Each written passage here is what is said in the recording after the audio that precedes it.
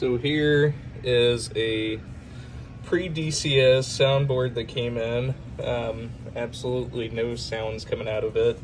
So whenever I connected it to test it, what I noticed was this fuse 501 here was actually glowing.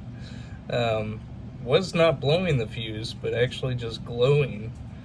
What the ultimate cause of that was the amp here, the 1875.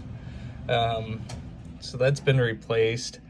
Also went ahead and replaced all the electrolytic capacitors here on the board. So two 4700s, a 100 UF, 1, 2, 3, 4, 5 47s, a 22, and then also two 47s here. So I'll go ahead and get this thing powered up. And I've got my other boards here on the bench, but go ahead and test the sounds here.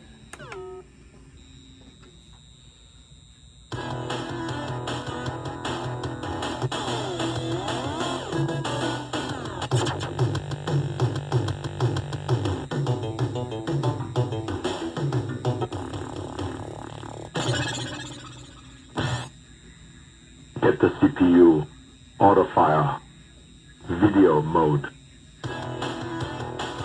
Alright, there we are. It is 100% ready to go back. Thank you so much.